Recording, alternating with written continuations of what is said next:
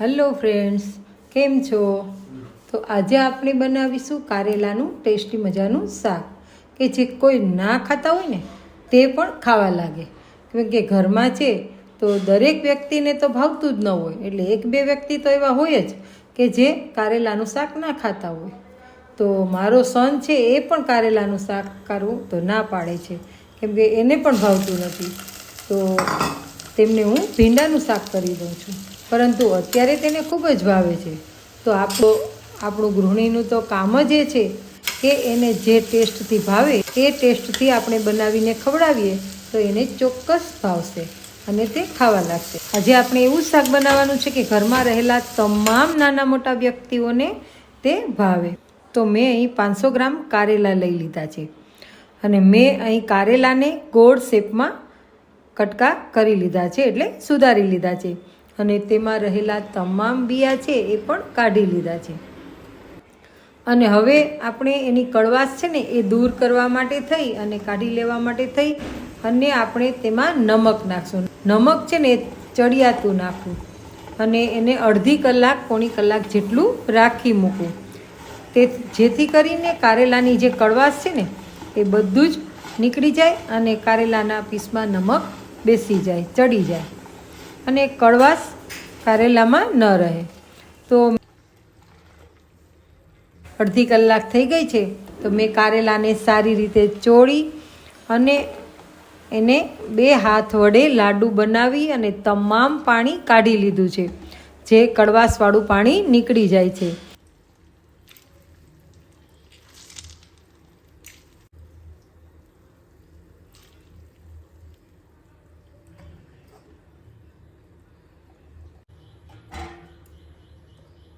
તો હવે આપણે બનાવીશું શાક તેનું.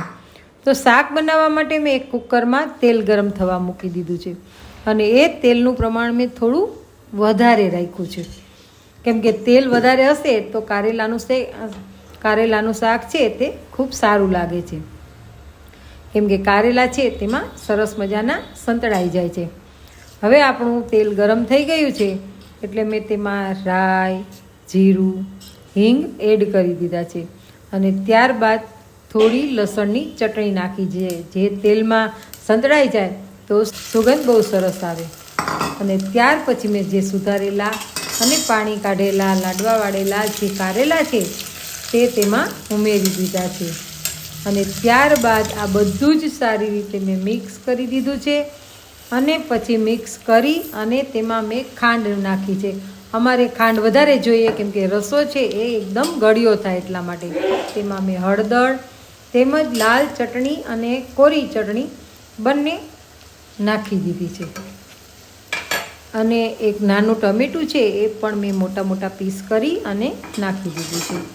અને આ બધું જ મેં તેલમાં સારી રીતે સંતળાવા દીધું છે અને મિક્સ કરી દઉં છું, જેથી કરીને બધા જ કારેલા તેલમાં મિક્સ થઈ જાય.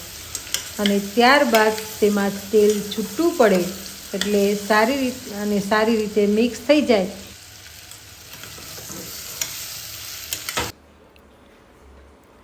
એટલે તેમાં ત્યારબાદ પાણીનો રસો ઉમેરવો. અમારે રસો વધારે જોઈએ. જો તમે પણ વધારે રાખો તો નાના બાળકોને કારેલાના કટકા ન ખાવા હોય તો રસામાં બોળીને પણ સ્વાદિષ્ટ લાગે. અને આ રસો છે એ બાળકોને ખૂબ જ ટેસ્ટી લાગે, કેમ કે ખાંડનું પ્રમાણ વધારે હોય તેથી રસો ગળ્યો લાગે. પણ જો તમે ખાંડ ઓછી ખાતા હોય તો એ પ્રમાણે ટેસ્ટ મુજબ નાખવું.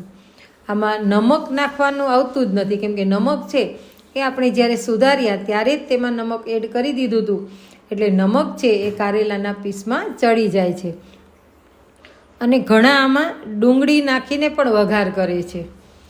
તો ડુંગળી ખાતા હોય અને જો વાયુ ન થતું હોય તો તમે ડુંગળી પણ વઘારી શકો છો. તો હવે આપણે કુકરનું ઢાંકણું કરી દઈશું બંધ અને 2-3 સીટી વાગે ત્યાં સુધી આપણે એને રાખીશું અને પછી ગેસને બંધ કરી દઈશું. આપણું શાક જુઓ તૈયાર થઈ ગયું છે. તો ચાલો આપણે કુકરને ખોલીને જોઈ લઈએ. તો જુઓ શાક થઈ ગયું છે એકદમ તૈયાર. કેવું સરસ મજાનું લાગે છે, મોંમાં પાણી આવી જાય છે ને. તો ચોમાસામાં આ શાક ખાવાની ખૂબ જ મજા આવી જાય. તમે આ રીતથી શાક બનાવશો અને ટ્રાય કરશો તો જરૂરથી ખૂબ જ ટેસ્ટી શાક બનશે. તો ગરમા ગરમ શાક અને ગરમા ગરમ રોટલી હોય તો આની સાથે તો બીજું જોઈએ જ શું, કશું જ ખાવાની જરૂર ના પડે. તો તમને આ રેસીપી કેવી લાગી છે એ મને જરૂરથી જણાવજો. તો રેસીપી પસંદ આવી હોય ને તો વિડીયોને લાઈક કરજો, શેર કરજો અને મારી ચેનલ ઉપર જો તમે પહેલી જ વાર આવ્યા હોય ને તો ચેનલને સબસ્ક્રાઈબ કરી દેશો.